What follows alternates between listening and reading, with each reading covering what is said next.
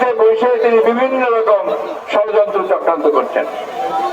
আমরা খুব পরিষ্কার করে বলেছি যে ভারত আমাদের প্রতিবেশী, তাকে অস্বীকার করবার কোন উপায় নাই। বড় প্রতিবেশী, এই রিয়ালিটি, বাস্তবতা।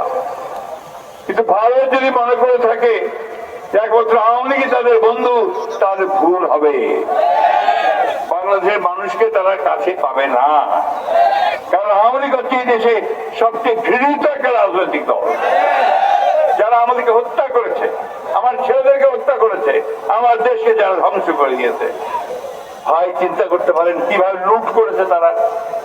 কিছুক্ষণ আগে কথা হচ্ছিল আপনাদের সুমন সাহেবের সঙ্গে, আমাদের কুমিল্লার সভাপতি এখন অবায়ক দায়িত্ব পেয়েছেন।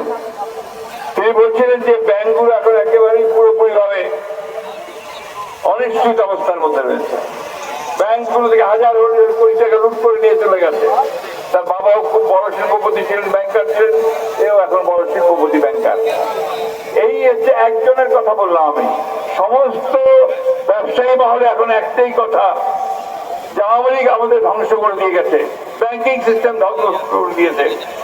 180 লক্ষ কোটি টাকা তারা পাচার করে দিয়েছে, দেশ থেকে বের করে দিয়েছে। চিন্তা করেন, আমি হিসাব করতেও পারি না 180 লক্ষ কোটি টাকা কত শূন্য, কত সংখ্যা তা আমি বলতে পারবো না, কিন্তু তাই তারা করেছে। এই দেশকে যদি আবার ফিরে আনতে হয় তার জায়গায়, আপনাদের লাক্সে অনেক ভাই আছে যে বিদেশে চাকরি করে, মিডল ইস্টে, মধ্যপ্রাচ্যে চাকরি করে আছে না, তারা তাদের পরিশ্রম করে কষ্ট করে আপনাদের টাকা পাঠায়, ব্যাংকে টাকা পাঠায়, সেই টাকাগুলো মেরে দিয়েছে পুরো। এখন এই যদি চলতে থাকে, এটা আমরা কোনোদিন মেনে নিতে পারি না। সেই কারণেই আওয়ামী লীগকে দেশের মানুষ তাকে তাড়া করে বের করে দিয়েছে।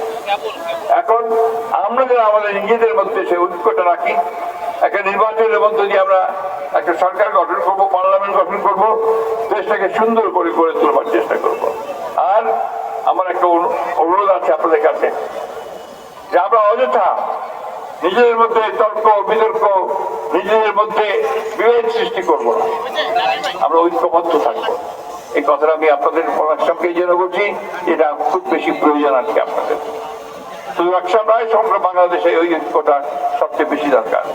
ভাই বন্ধু সবাই, আপনারা আমাদের ভাই বন্ধু, আমার ছোট ভাই ছেলের মতো।